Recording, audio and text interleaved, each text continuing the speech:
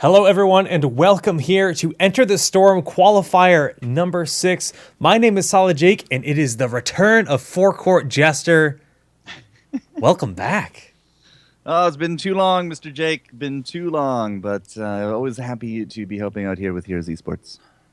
Yeah, man. I mean, this was obviously a very last-minute dealie. Typically, you guys are used to Caldor broadcasting this event, but unfortunately, he is ill. But don't worry, guys. We've got you covered, and we're going to be giving you guys all the action today. And, of course, we've got more broadcasts happening. The Qualifier 7 is tomorrow, and Qualifier 8 is Sunday. So it's going to be a weekend of just finishing up Season 2 for North America, getting all of those qualifiers, confirmed, and the teams ready for the actual, the double elimination groups, because this is a $25,000 prize pool, and that is a good chunk of change.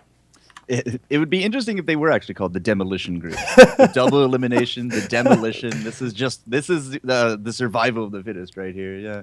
Of course, some pretty stacked teams, if I have to say so myself. We got Cloud9 coming into this one, Kings of Blade Alpha. We got Team Nom, who did just qualify to the regionals. Team Blaze is here as well. Yep. Panda, the Panda Global, and THC Black. Like, these are all very familiar names if you've been paying attention to the esports content coming out of Jake here. Well, I mean, it's actually awesome to see all the teams coming out because A, this is really important for Enter the Storm, but B, this is really good practice for regionals, which is just a week away. Regionals, that's, of course, Blizzard's official event with $100,000. So this is their last chance to really get top-level practice and make sure they're in a really good spot when it comes to playoffs here for Enter the Storm.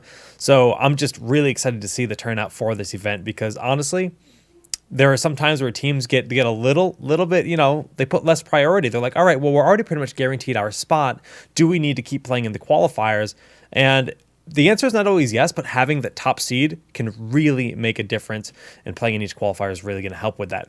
But here we are with qualifier number 6. We will be actually putting a preference on following Cloud9. I'm personally very interested in seeing what they're up to because we haven't seen Cloud9 since that first qualifier. It's been 4 to 5 weeks since I've actually, or I guess it's been 3.5, 4 weeks since I've actually seen them play in an event, and I have no idea what to expect out of them. Well, the last game that comes to mind for me was definitely Heroes Rising. Now, I know you've seen him before, but that's when they lost to now Naventic, who I don't actually see here on the rosters. So they're not going to be looking for a repeat grudge match there. But Cloud9 is going to be taking on the winner of Thai Iced Tea versus Juan Cena. And Juan Cena is actually a name that's been coming up more and more over these last few weeks. Juan Cena. That is actually just a beautiful name. I think it's Juan. Juan? Juan? Well, Juan Cena. Sure. I've cast them once or twice, and I will never get over their name. Okay, so we do have the bracket is now published, so I'm just gonna post that in the chat for everyone. I had to hide the screen because I'm looking at Skype, so sorry about that, guys. We're gonna be casting the match that leads into Cloud9, as Cloud9 is seed number 1, Blaze is seed number 2. So those two teams get a ban for the first round, and we're casting JC versus Juan Cena, like you said, and Thai Iced Tea. So I just need to get in touch with, I think Ivy Slime would be sufficient, and we can move forward from there. I should have Ivy Slime on my friends list. So if we do want to be putting emphasis on Cloud9, then we do want to be looking into Thai Iced Tea and Juan Cena. And again, I mean, just like there are going to be some names that we're not super familiar with. Thai Iced Tea, for example, it's the first time I've heard of them. But in the round 1, Cloud9 does actually get a bye. And Team Blaze, the other team to get a bye. So they're already into the round 2 of today. And if you guys aren't familiar with this, we are going to be seeing a lot of best of ones. Round 1, 2, and 3, all going to be best of ones. And then we're going to finish things off with the finals of a best of 3. So at least looking forward to 5 esports games here today. Yeah, I mean, it's like such a good format too. I mean, a lot of people will complain that best of ones aren't really going to always have the true victor, right? Because a lot of cheeky shenanigans can happen in best of one. But honestly, I've always loved that the volatility that exists in best of one matches, because you can bust out a crazy strategy if you have something special prepared, like maybe a crazy Shogal composition on let's say Battlefield of Eternity, or they want to do something like that in Infernal Shrines. You can catch your opponents off guard with some really cool styles and strategies. So that's definitely something I've always enjoyed about best of ones. Now there is also a point to bring up. Stitches is still global banned Yes. because of various unrelated issues to gameplay. But at this point, there will be no Stitches. There will be the options, however, of Li Ming gameplay. I have never had the privy to cast Li Ming at the Yet? top At level. all? Not yet. I have not All those had caster games, all those viewer games you do, nobody sent you Li Ming? Okay, that's not the highest level. I said at the highest level. All right, fair. There's plenty of Li Mingings of casts that have been submitted and that have been very entertaining and very exciting, but I haven't been able to see a player like K1 Pro at the driver's seat of that powerhouse of a hero. When you look at Li Ming, she really excels at flanking and that style of play. And I've always just, thought, oh, like, man, K1, Arthalon, these guys are going to be absolutely beastly with her. I really hope we are privileged to see that today. Well, it looks like the regionals in Los Angeles just went live with talent as well. Congratulations, Mr. Jake. Oh, man. That timing. The timing is actually rather fantastic. Jake, Zoya, Dreadnought, and Gillyweed all going to be hosted there by Miss Anna Prosser. You guys are going to absolutely kill it. That is the debut of Dreadnought at an actual event, so I'm really excited for the chance to cast with him, see what Dread brings to the table, because the guy is a knowledge bomb when it comes to heroes information. He's a fountain that has no end. Oh my goodness, I could drink for days.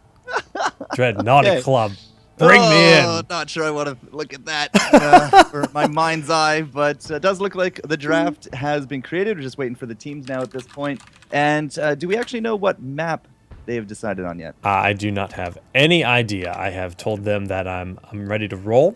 But there is no lobby created yet, and the draft does not tell us. The map ready up there for Thai Iced Tea.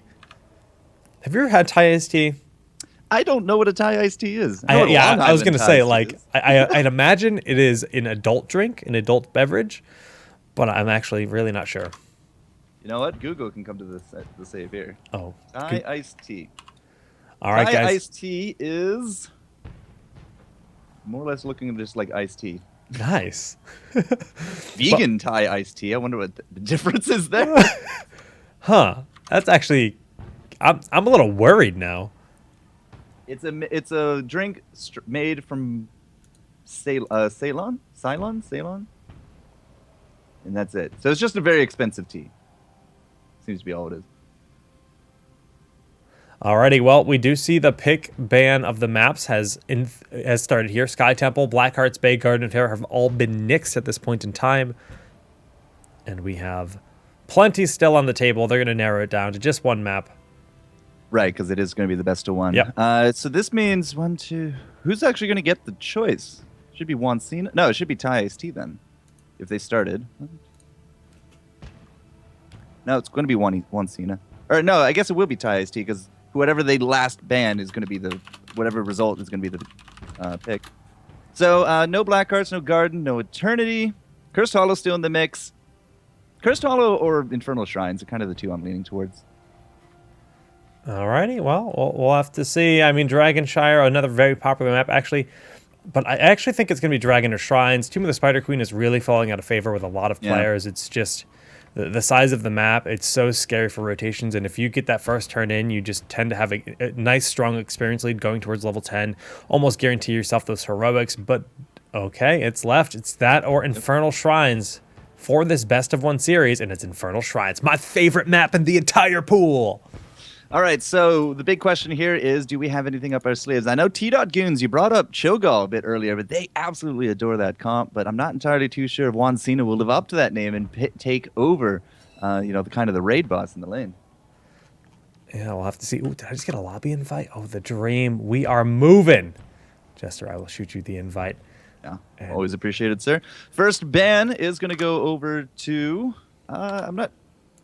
Oh, so it's Juan Cena that actually bans first. Got it. Yep. They do ban out the Li Ming, and it's going to be a Rhaegar return now. We have still been seeing some pretty high priority for mages. Kael'thas, at least in the stuff that I do on a weekly basis, is still a very prevalent kind of pick. But Kael'thas, Jaina, Thrall, all still very high on the pick rates for the games that at least I get to check out. Yeah, it's just such a torn topic for Kael'thas right now. Like, a lot of teams will still first pick him, right? But other teams are just like, well, you know what? There's other heroes that are just always going to be better. And Juan Cena is actually just going to go for that safe, strong laning hero. Pick up Zagara early. She's almost going to force a response of another strong laner, something like Tassadar or Thrall in return out of TyST, but TyST also going to really want to prioritize one of those mages. Maybe Jaina, maybe Kael'thas, probably not both. Yeah, I very likely would not see both mages. It just makes you a little bit too frail. And for Infernal Shrines, where you could actually have some pretty prolonged team fights over some of those little minions, I wouldn't expect to see a lot of glass to come out of this one. But so the Zagara first pick, Juan Cena is going to have some pretty good lane presence for it. TyST, perhaps not willing to allow Falstead to run out of their clutches. He has been a pretty interesting second round ban. The disengage with the Gust, the global presence, it really does do him a lot of advantages in some of these maps.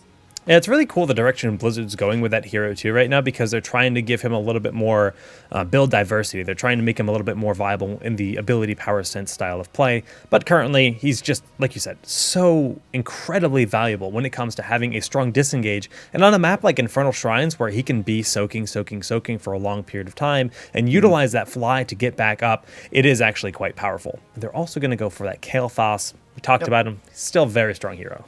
Yeah, the Mage Burst is... I still even see him picked over Jaina these days. The Jaina buff's still not really able to kind of bring him to the forefront, but this lends us an opportunity here for Juan Cena. They can go multiple different ways. Warrior support to solidify a Triumvirate. They could easily get the other Mage for the burst, not allowing it to get banned out like Li Ming has been.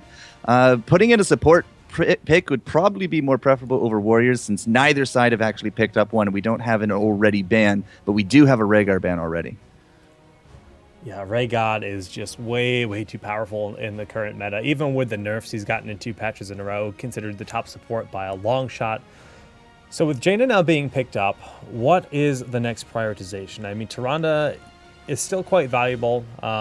She's good on this map in general for vision and just her healing. She's got the global presence, but Muradin being picked up over Johanna or ETC, they have the 2 big common picks. And remember, Stitches, you can see it in the bottom of the screen, is not allowed. Okay, so TyST, they're going to see... there's still no support pickup here from Juan Cena, and they've already banned out Rhaegar. They're going to get these first picks. The damage core is mostly complete with the Jaina Zagara. It's probably going to be either a melee support... melee bruiser to go with the Muradin, or that support. And either way, you should be looking at a ban at one of those, at least in my mind. Yep, and they're going to ban out the Tyrande. So the Rhaegar ban, the Tyrande ban, this will be just the kind of big priority pick for TyST. Malfurion comes to mind. Kharazim has been seeing a lot of play here as well. I'm actually rather intrigued by the Tyrande ban, because considering TyST does have the next pick, and they've already got Kael'thas, who's pretty good in control. They could try to lock down a few other stun heroes, pick up Tyrande themselves. If they ran ETC Tyrande for their next 2 picks, that could have been a really powerful lineup for them. But I guess they're not preferencing that style of play. They're probably going to go for a bit more of a poke style with these 2 big backline assassins. Maybe even a trio assassin here for TyST. What will Juan Cena ban next, though? Tank, supports. If you can't get your own preferences, then you got to try to take out their top preferences. Now, we already got the Muradin selected here for Juan Cena, so they're not really too hurting when it comes to their front line, because the tankiest of tanks, that dwarf, it can be still really frustrating to take down. And they will ban out the Morales, which will leave us into, basically, again, the Malfurion or the Kharazim. Oh, right, there's an Uther left in this, and picking up a Thrall Uther combo really does go a long way to keeping Thrall engaged in a lot of these fights. Yeah, I mean, that's huge. They got Thrall to, kind of just counter that Zagara in the early game for the big laning phase. Going to be very strong at that. Uther just enables Thrall to be such a hard initiator. You think of Sundering being a strong initiation. Well, now he doesn't even need to open up with that. He can go in with Divine Shield, or, of course, Divine Shield can be saved to get him out. Just really strong draft so far here by TyST, but Juan Cena, they're definitely up there too. But when it comes to supports, they're really quite limited with the 3 support bans. Yeah, and Malfurion and Kharazim, wrong team for the target, but it will be still the day of Malfurion. Between the Jaina, Malfurion, and Zagara, they should have some rather intense wave clear when it comes to between these fights. They should also be able to clean up and pack together a pretty good punch when it comes to those Shrine minions. So Juan Cena, it will be the double tank. What kind of bruiser will they bring it to this? If they go for the triple ranged, leaving only Mirrodin for that front line, it could be rather disastrous because Thrall's Sunder is a very powerful tool to break apart some of that front line formations. It is. I really expect to see like Sonya or Diablo in their Sonya. Yeah. Okay. I mean, when you consider the map, it's Infernal Shrines. You're fighting over objectives quite frequently that have a lot of minions. And this is a situation where Sonya with Whirlwind really does excel. Looks like TIST is considering Johanna over ETC as that pick. Stylistically, Johanna's a little bit safer. She's great against auto tech heroes with her blind. And she's good at just dealing with that Sonya in the front line constantly. So I do enjoy that pickup. Right, so Johanna, Uther, Thrall, that's 3 sets of stuns. 2 of them are going to be AoE with that Sunder as well as the Blessed Shield. Blinds as well. If Sonya goes in, that's going to be rather disastrous for her. And, as well, she can gather towards a lot of these Infernal Shrine minions. Kael'thas can then just Flame Strike, Chain Bombs. Falstead can just throw down the hammer. There's a lot of good bonuses here to the TIE IST lineup, not only for team fights and control, but for a lot of these Shrine fights. All right. Well, I definitely think this is going to be an interesting map here for Infernal Shrines. Like you said, both teams do have the big frontliners, the double frontliner for each side. This has become very common in the North American meta to have the double assassin and the single melee assassin, double ranged, and of course the standard support and warrior. But we have seen some variations where we're seeing double support a little bit more frequently with Brightwing Tassadar, things of that form. And are we going to have 5 Master Thrall portraits in this lobby forecourt? The dream? Snarly Brown, War Alistair, Megalomania. That's a Luigi. Aqua album. Megalomania. Is it? Yeah. Like I'm a Barbie Girl Aqua? Yeah. I'm pretty sure that's an album that they released. So. Well, at the flip side, we got 3 footmen there for TIE IST. I'm assuming it is TIE IST up on blue. Do you actually know? I guess the pics will tell us. That makes sense. Yeah. I believe that is the case. There's been so many roster swaps. Like, how many teams has Ivy Slime and March been on? They've been on a number of them. I didn't even see March in there. Yeah, like, they've been around for Ever. Just absolutely forever. And, sometimes, especially when I'm casting, 3 events in a week, I get some of the teams mixed up. I'll be completely honest. Yep. Yes, it is confirmed. TIE ST is indeed the blue team with March, Ivy Slime, Ducks Can Fly, Pale Guy High, and I can't even read that last Roach? one. Oh, Roach. Okay, there's somebody else on their website named like Swiggity God Gifted Guy or something. No, he's definitely not here. It's definitely Roach here in the lobby. I was casting last night, and there was a guy called Guy Gus. So we made the joke, good guy, Guy Gus. So Pale Guy High kind of reminded me of that. All right, guys, just a bit of a heads up for you. I will actually be doing Magni Muradin skin bundle giveaways after every game. So between commercial breaks, there will be a single code giveaway. To be eligible, you simply must be a follower of the channel. You don't have to type anything, none of those shenanigans. You simply have to be a follower. You're automatically entered into the chat. And subscribers, #sellout, do get double luck. #sellout, did you say? Yeah, man. #sellout, the dream. Wow. Well, I'm not entirely too sure being a sellout is a dream to many, but... That is the dream, Jester. It is? All right, cool. I don't do this casting life nearly as much as you do, sir, so my dreams might be a little different than yours at this point. #sellout. #sellout. Now, so is this where I pump heroesfire.com? So, oh, yeah, do it, man.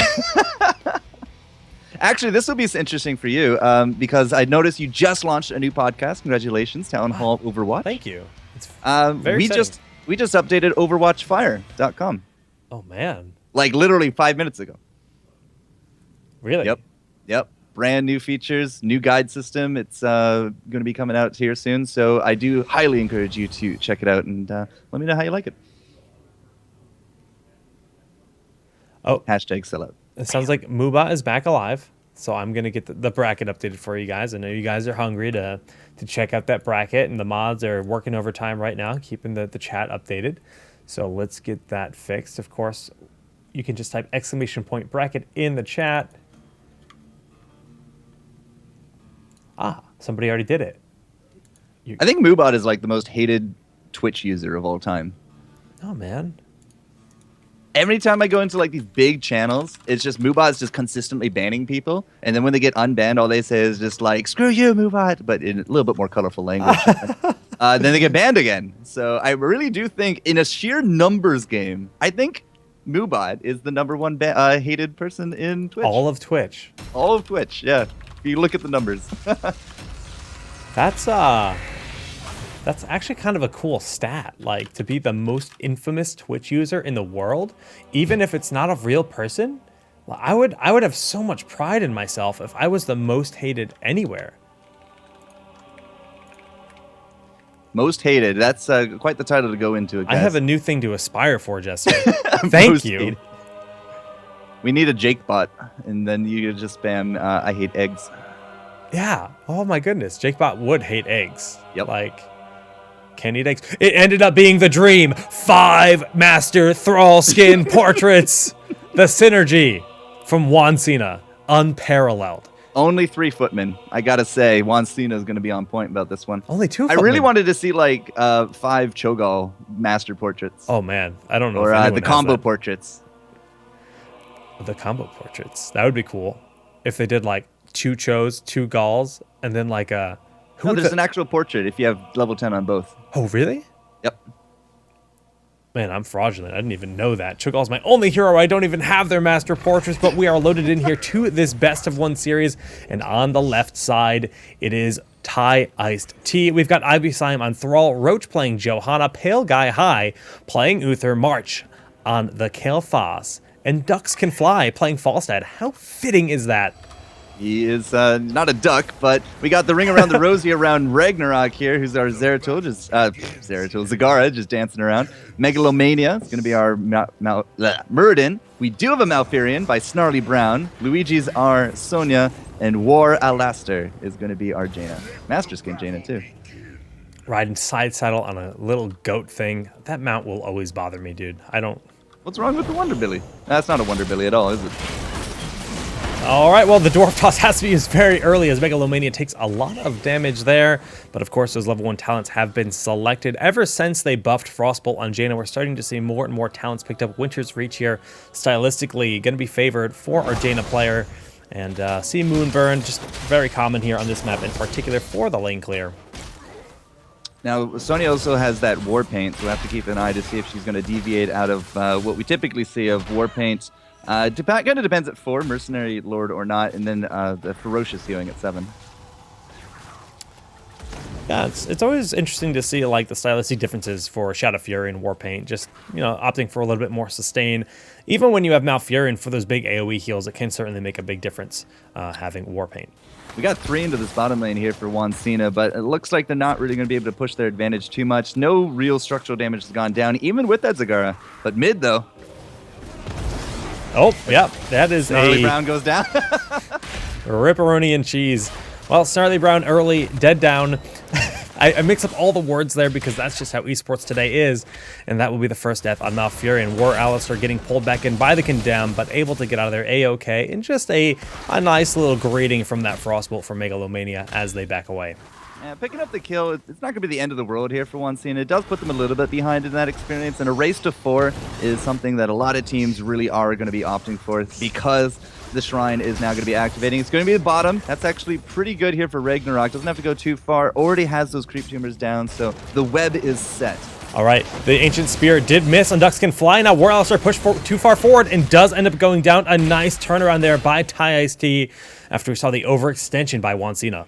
And now with 10 seconds or so left for Jaina, Ragnarok is going to start things off into the party bottom lane, but he's not really going to be able to stick around here unless more of his teammates show up. And again, Jaina is going to be real late to that party. In fact, Luigi hasn't even left top lane yet, Jake.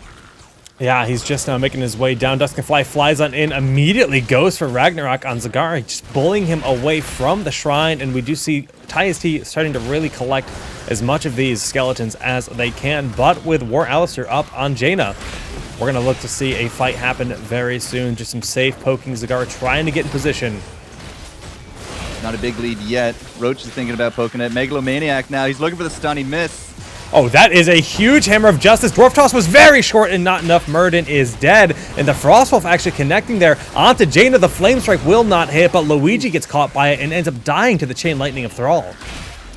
Chain Lightning getting 2 kills out of that as well. I mean, I'm pretty sure the aggression will be done here from Juan Cena. TiICE should be able to take this one pretty handily. These small areas and the AoE nature of just the Johanna, of March, the linear skill shots from Ducks Can Fly, it really does pay off nicely when they cluster up looking for some of these team fights. Yeah, and I think the big issue that we're seeing on the side of Juan Cena is they're throwing out roots, they're throwing out ancient spears that aren't connecting, and they're still trying to follow up. If those abilities connect, they can definitely get the kill. But they're chasing after the missed ability. They're making the call, get this hero, then they're overextending and losing heroes in the back of it.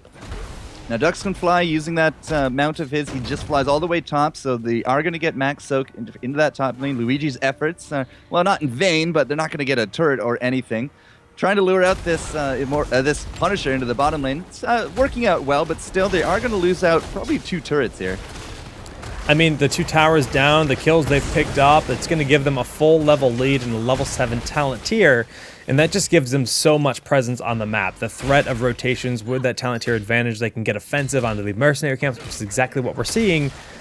And in terms of talents, we're actually seeing a full Condemn build out of Johanna, which is very powerful on this map. Rip. Oh, Jaina, no! Yep. I mean, the rotations, you said it. They're going straight for these Merc camps. Megalomaniac went onto the point, but Jaina came down from the top, and that's not where her teammates were. No. The bottom of that one. So she got easily collapsed upon. They do lose out that Merc camp because of it as well. 5 kills, nil, Jake. Very strong early game coming out from TiICE. Yeah, that's one way to put it. They are just dominating the early game. They pick up some Goat Boys in mid. They've got some Goat Boys being collected down bottom. They're bribing them with cookies. Do you know goats love cookies? It's something I'll have to incorporate into future casts. Now you know. Knowledge is power, my friend. And level 7 just now being reached here. Actually, we see Malfurion going for Cleanse. This is like, you know, Hammer of Justice, Condemn, Bless Shield, Gravity Lapse. There's a lot of stuns, sure. But to give up, you know, just empowering your regrowth it's tough because Malf really does need those heals. We actually have a cleanse on both sides. Uther is going to be taking it as well, but really the only threat of it there is the Murden. So if the Murden does try to go in, you can just easily cleanse out the target. It should defeat some pretty good burst potential, especially if we're going to be a little bit late to the follow-up here from Juan Cena. A level lead is going to be remaining here, but that level 10 is very likely going to be achieved here from TiICE as they go into this next Infernal Shrine.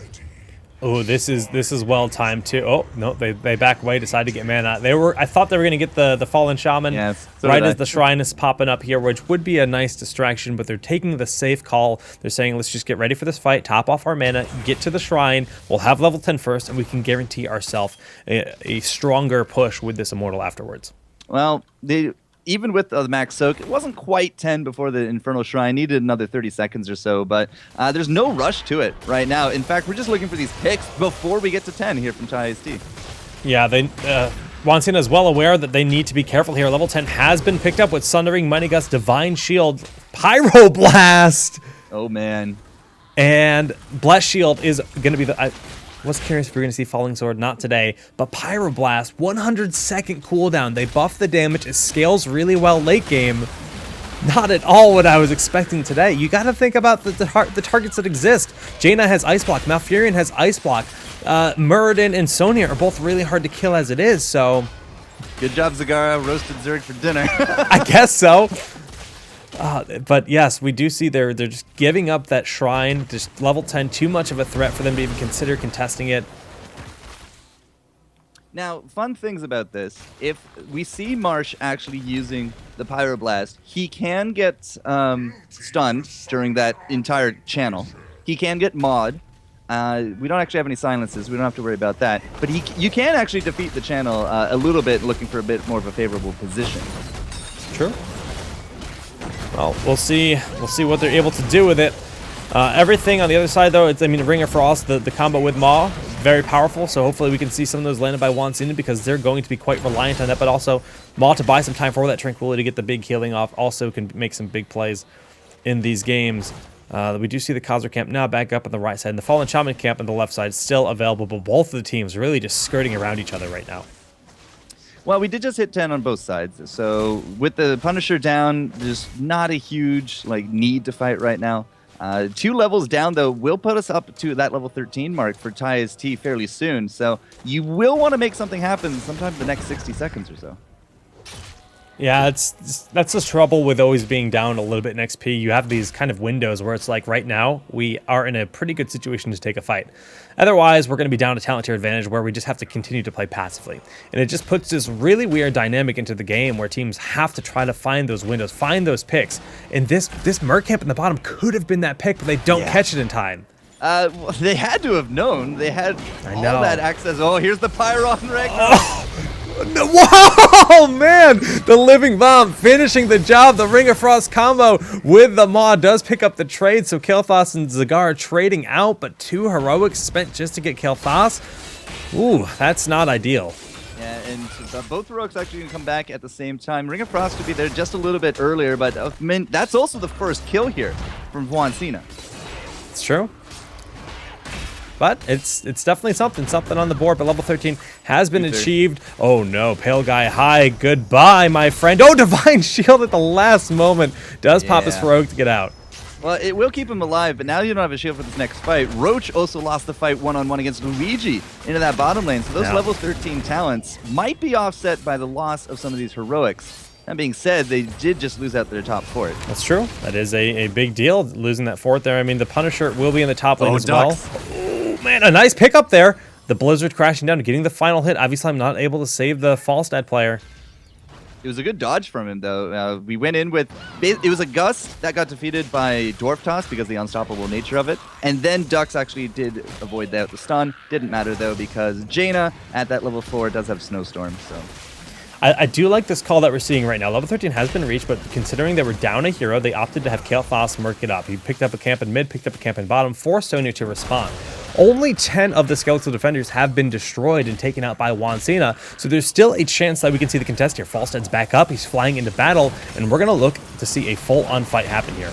Every heroic is up except Divine Shield, so we might actually get a good Maw into Ring of Frost combo. We are level 13 on both sides, so not a lot of advantages here for TIST. There's a root, but it gets defeated by a Gust.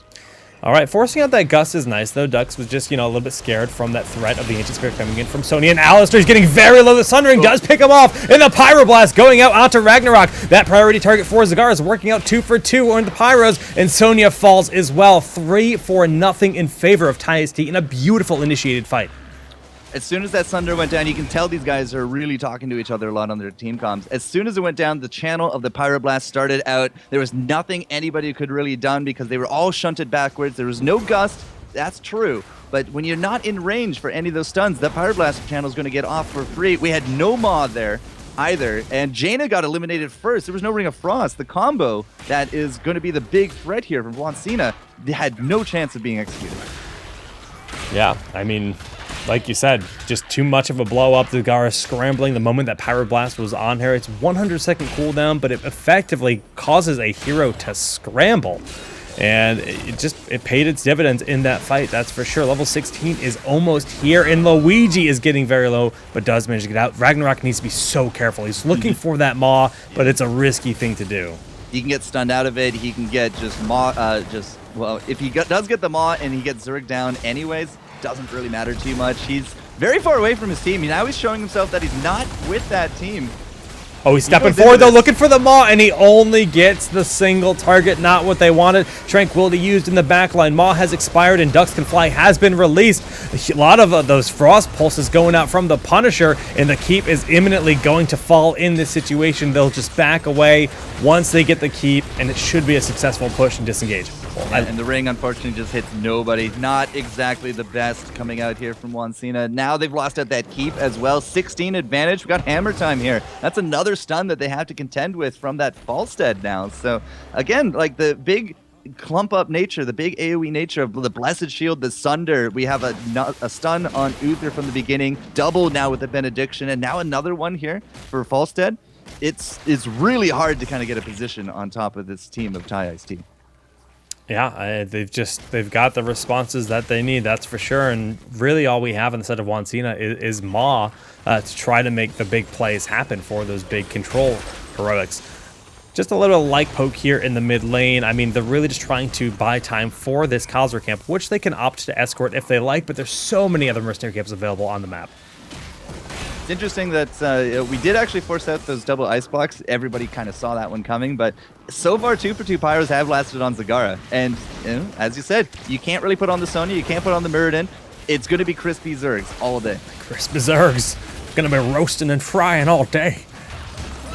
I'd highly expect to see another combo coming out here in just a moment. I mean, we have every heroic ready to go. As soon as that Sunder goes down, look to Marsh to get that pyro going. Oh, the Ancient Spirit going in from Luigi, but he overextends a bit and does end up getting blown up. The roots are nice from Malfurion, but the Ring of Frost, will it connect? Yes, on 2. Maw afterwards, actually buying some space for them to potentially get out. Is a follow-up there. The Blizzard is good. Thrall goes down, but not before the trade is successful with Jaina, and Roach down to just a sliver of health, pulling in Muradin with Condemn, and then just immediately retreating. No health left in the tool. In the tank. Sundering is still available for Thrall, but that's because he's dead. Yes, no Sunder, no Gust. There it is, finally. And Gust really coming out really late on that one. The Maw was basically perfectly timed. I mean, we saw the Pyro go out on top of the Zagara, but at the same time, the Maw did happen, and there was just really a lot of confusion going on in that team fight. So that neither side really getting their combos. We did get another kill, though. Thrall down. He still has that Sunder. Look at Thrall's build. This is actually something I don't think I've ever seen before. Oh, no, that's a lie. Never mind. Yeah, this has become a pretty standard build for Thrall nowadays. Yeah. It has shifted a bit. Icon that I did not recognize just because of my tint.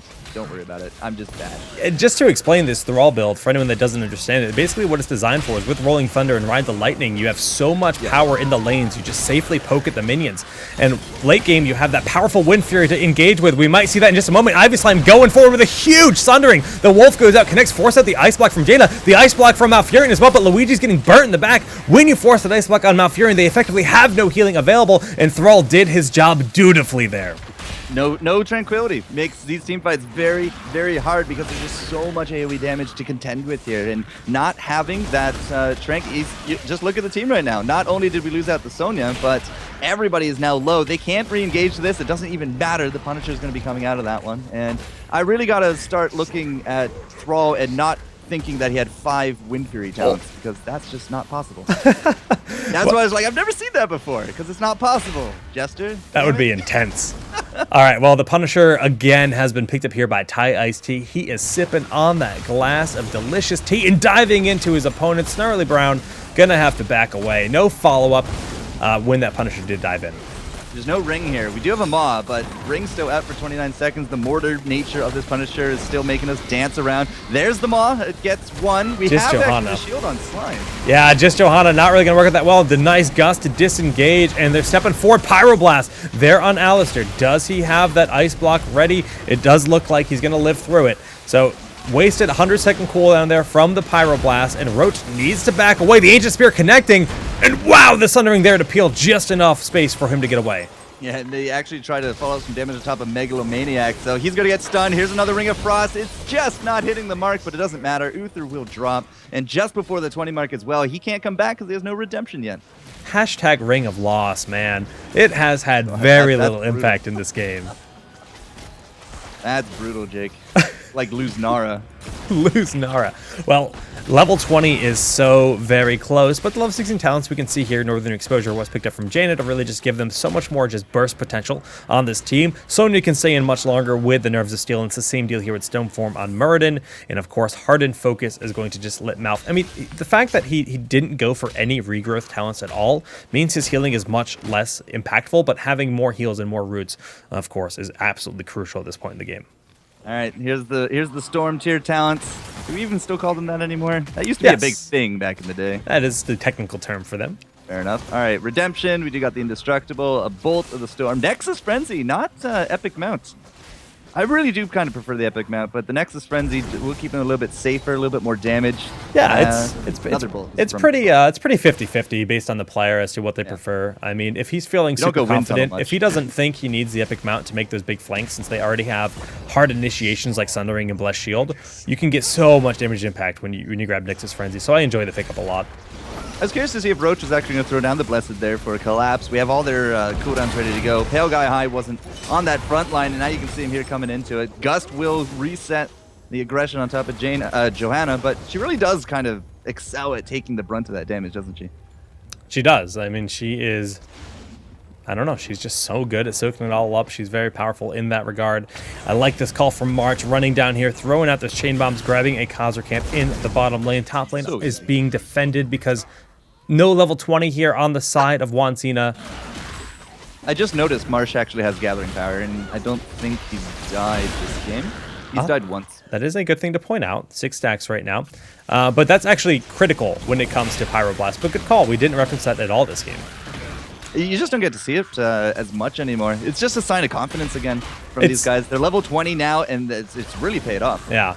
I think it's the only way Pyroblast is viable, actually. So that is a very good point. Falstad going ham sandwich style, barrel rolling away from Murden, but that's the one target he doesn't want to be near because of that stun. The micro stun from the auto, will it be enough to save him? Ducks can fly. They can certainly die as well, and he goes down. And Pale Guy High now has to back away as well. Yeah, it did not work out, unfortunately. He only got War Alaster, who just immediately ice blocked, threw down the Ring of Frost, but nobody was in it. But still, really good reactions from Juan Cena. They pick up a kill, they defeat the combo, and, well, they still have to deal with the Punisher. Yeah, they have to deal with the Punisher, and they've lost their other 2 keeps. So this is definitely a situation that's not optimal, but not having Falstad here really hurts their push potential. This bottom keep should be able to live through this, especially with those Storm Talents now being picked up. We've got the double Hardened Shield, technically Ignore Pain. It's the same thing. Same thing, yep. Storm Shield and then Bolt. Yeah. Double Bolt for the ability. You don't really get to see a lot of variation at level 20 for either of those heroes anyways. Right. So keeping that 3rd keep is pretty big for these guys. All right, Divine Shield will probably have to be used here from Pale Guy High to try to get out of this situation. There it goes, trying to run away. The Wolf goes out. That's going to stall out Murden, which is critical, but Ancient Spear on Uther does secure the kill. Now Roach, Iron Skin being popped to get out of the roots, but now that's worn off without a heal here. He's probably going to fall as well. Indestructible, going to end up being popped, but is it enough? That Storm Shield even being used for Redemption on Uther. Maw. And she dies in the pit because the shield wore off. A huge Maw. Probably one of the better ones that we've actually seen in this combo. We still got that Ring of Frost ready to go. Pale Guy High is back from his redemption, but they got no tank. They do have a Duck, though. Duck City 2016. Ducks Can Fly get the kills? We do see a nice Hammer of Justice coming out from Pale Guy High. Remember, Redemption has been used, but without Johanna, it is quite hard for them to initiate safely. Well, I gotta give it, big props to Juan Cena. They do hold. They are still down 2 keeps and haven't taken a fort, but they are still in this game. A few more fights that go that way for them. As long as they get a Punisher, they still might take this. Okay, Ivy Slime taking a lot of damage. The heal's coming out, looking to turn this around the best he can. Sundering still available. Ring of Frost just on Kael'thas as he throws that Pyroblast out, and it combos on 2 targets. The Living Bomb not quite getting War Alistair. The Dwarf Toss out from Megalomania, and the Tranquility is huge here, but Ragnarok getting flanked. The Sundering out. Falstad with the aggressive fly this time does not have Mighty Gust quite yet, but the Bolt goes out. Falstad flying and dying this time once again, and Pale Guy High, they might have overextended. The roots are absolutely excellent here, and Uther ends up falling. No redemption for him this time, and this is going to be a big overextension here by Ty Ice T. Good stuff from War Alistair. He did use out that Ice Block to prevent the damage from the Living Bomb. They do pick up 2 kills on the Uther. They already cleaned up the Johanna, and now with the Falstad and Thrall dead for oh so long, this could actually, again, be their first Punisher. Now, they do actually have some big damage on top of their core and some big mounting damage. So if this actually takes too long to pick up the Punisher, we could see a backdoor effort sometime in the near future here from Ty Ice T. Yeah, this is actually so unfortunate. Like, it's such a big win for them to win a fight like that due to the overextension of Ty Ice T, but their lanes are so massively pushed, they can't even remotely consider trying to contest that shrine right now. Like, I'm actually honestly a little surprised that Roach isn't up there working on that shrine, because they have every right to start bullying that down, but instead they have their eyes set on this bottom keep, and they're going to try to keep them in their base from that presence. Another thing to, again, point out is that Marsh is still not one of the casualties in a lot of these fights. His gathering power stacks have maintained intact, and you saw the power of it. He picked up a really good set on Luigi with that last Pyroblast. Now, he didn't take the level 20 cooldown reduction for it, and now showing bottom lane, again, like, we finally make our way all the way to the top. Looks like they're going to leave Luigi there, but everybody else is backing. They really got to make sure that this keep lives. I don't know if they can do that without Luigi. Now, even though Thrall's not here, this is such a safe poke. They've got the Khazra camp working on it. So much damage from that. And there's the Gust, right? Safe disengage. Only a 40-second cooldown. and they've done the damage. Not quite dead yet, but with Thrall entering the battle and Sonya not here, they engage onto Malfurion. He doesn't even have Trank anymore. He already used it. That could be game right here. That could be game. I mean, this is going to be a big push. The best of one series could be in the hands of Ty Ice-T. The final keep about to fall, and War Alistair will pop Ice Block, but his death is imminent. Now, Luigi has given up his endeavors into the top lane, but with 2 teammates down and no keeps to their name, it does not look like Juan Cena is going to be coming out of this one. Here comes the next Pyro. Oh, Bolt use just to make sure that she gets out of there. The Gust and Sundering completely whiffs as a result due to the Gust. A bit of miscommunication, but it doesn't matter. Without Malfurion, Divine Shield's going to keep that Johanna alive. The 5v2 right now. Living Bomb exploding. The dash forward from Falstad. The Bolt from Thrall. And wow, Muradin will live, but this core is going to go down. Yeah, Winions at this point might even just take it by themselves. 24 minions to the Infernal Shrine named there from Juan Cena. Luigi not defending has ended up being a massive misplay here at the end. And Snarly Brown, not entirely too sure what he was doing that far forward at the end of that fight, but he used the Trank, they defended the keep, he walked forward and, well, right into death. And he didn't even get to respawn out of that one.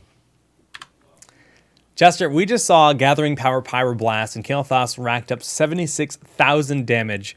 Falstad kept up the pace. Zagara did pretty good, but he severely outpaced the Jaina. And I want more of that. GP, Pyro, the Kamehameha Dream. When did he die? Like it was a little bit earlier on. Yeah. Had to have been. He didn't die again, but 76k and 162 siege is rather impressive, isn't it? He ended with at least 10 stacks of GP. Like he had 8 last I checked him.